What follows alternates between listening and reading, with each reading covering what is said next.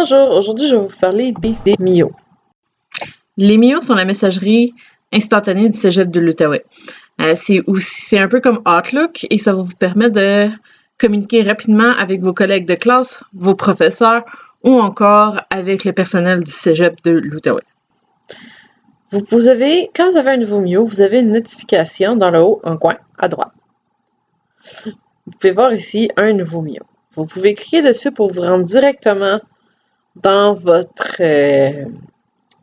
boîte ou vous pouvez aller à travers le petit mot MIO qui se trouve à gauche. Comme vous pouvez voir, si vous lisez votre MIO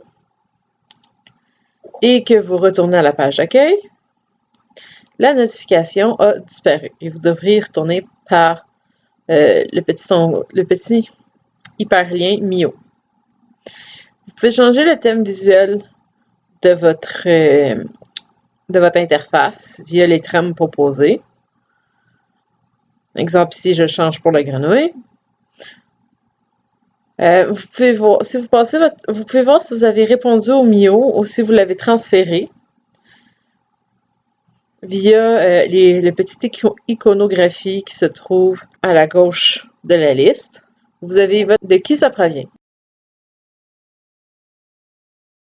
Quand vous ouvrez un MIO, vous voyez si cette personne partage des classes avec vous ce semestre-ci. Vous avez aussi la liste des destinataires. Ça n'a pas été caché. Vous pouvez aussi voir à quelle heure et quelle date elle a été envoyée, ainsi que le sujet du message. Vous pouvez voir par la suite le message complet que la personne vous aura envoyé. Vous pouvez aussi composer vous avez aussi différentes options, exemple composer, répondre à tous, transférer, supprimer, trier, catégoriser, plein écran. Si vous voulez écrire un MIO, vous pouvez cliquer sur composer, juste là, ou composer ici. Ça vous amène directement à une interface où vous pouvez envoyer, sauvegarder, joindre ou annuler le MIO que vous êtes en train d'écrire. Vous pouvez masquer les destinataires, ce qui va empêcher la personne qui reçoit de voir la liste à qui vous les avez envoyés. Vous avez la section pour marquer votre sujet.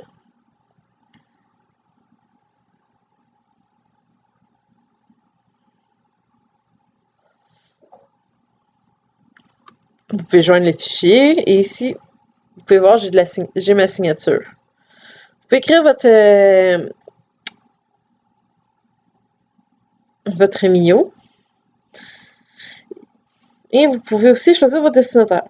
Vous avez le choix de choisir parmi vos classes. C'est qu'ainsi, vous allez avoir la liste complète des gens qui font partie de vos classes ainsi que vos professeurs. Vous n'avez qu'à cliquer sur le petit lien déroulant ici. Comme vous pouvez voir ici, le néphronien, puis là, j'ai tous mes collègues de classe. Toutes mes collègues de classe. Vous pouvez aller aussi dans vos sessions antérieures pour voir vos classes, vos professeurs, ainsi que la liste des élèves qui ont fait partie de vos classes à cette session-là. Il y a d'autres façons de faire des recherches. Vous pouvez aussi rechercher par le nom de la personne. Ici, si vous voyez « Recherche », vous pouvez écrire un début de nom.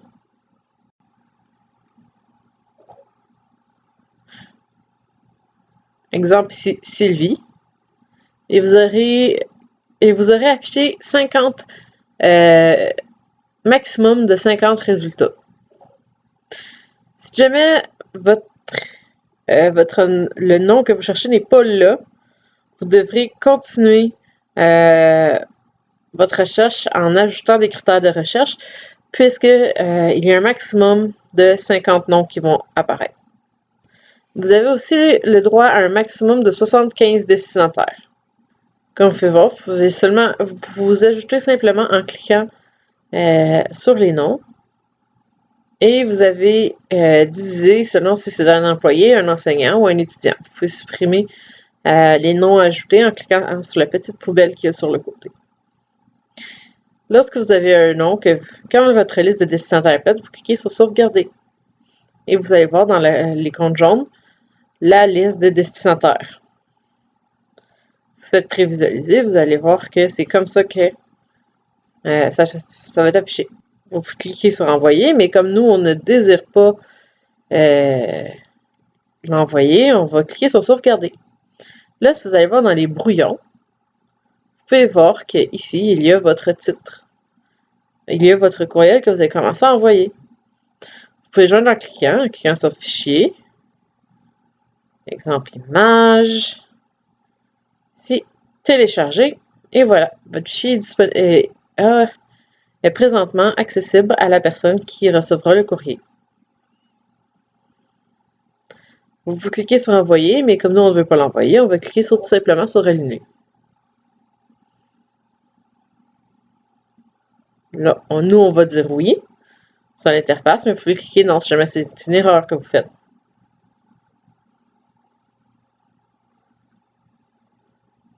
Comme vous pouvez voir, vous pouvez manager, vous pouvez gérer vos catégories et vous pouvez aller dans vos options.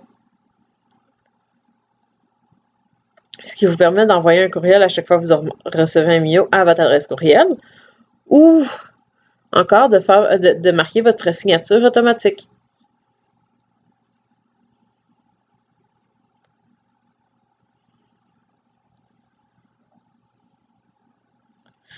Vous pouvez aussi vous faire une liste de contacts favoris.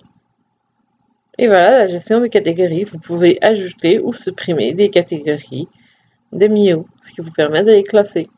Par exemple ici, test 1, sauvegarder. Et voilà, on a une nouvelle catégorie.